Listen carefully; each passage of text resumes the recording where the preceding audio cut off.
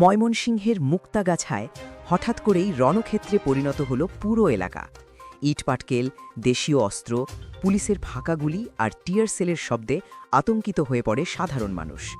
মাত্র একটি কথা কাটাকাটি থেকে কিভাবে দুই গ্রামের শত শত মানুষ ভয়াবহ সংঘর্ষে জড়িয়ে পড়ল, জানতে ভিডিওটি শেষ পর্যন্ত দেখুন।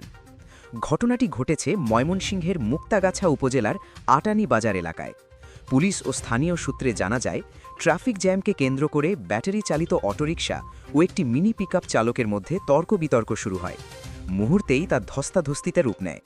এ সময় স্থানীয় দোকানদার মনিরুজ্জামান খোকন অটো চালকের পক্ষ নিয়ে কথা বললে পরিস্থিতি আরও উত্তপ্ত হয়ে ওঠে।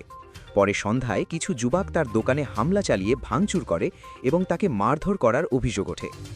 এই ঘটনাকে কেন্দ্র করে শনিবার সন্ধ্যায় তারাটি ও পাড়াটঙ্গী এলাকার প্রায় 2 শতাধিক মানুষ দেশীয় অস্ত্র নিয়ে সংঘর্ষে জড়িয়ে পড়ে। কয়েক ঘণ্টা ধরে চলা এই সংঘর্ষে অন্তত 10 থেকে 12টি দোকান ভাঙচুর করা হয়।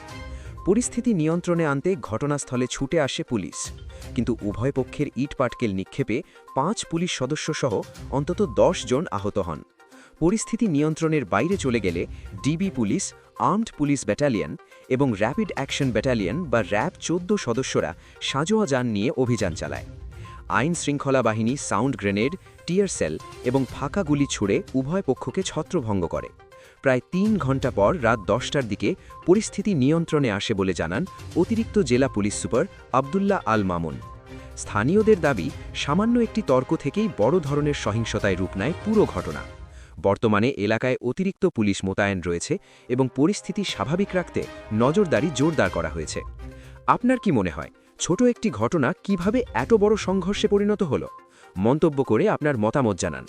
ভিডিওটি গুরুত্বপূর্ণ মনে হলে লাইক দিন, বন্ধুদের সঙ্গে শেয়ার করুন এবং এমন আপডেট খবর সবার আগে পেতে এখনই সাবস্ক্রাইব করুন আমাদের চ্যানেল।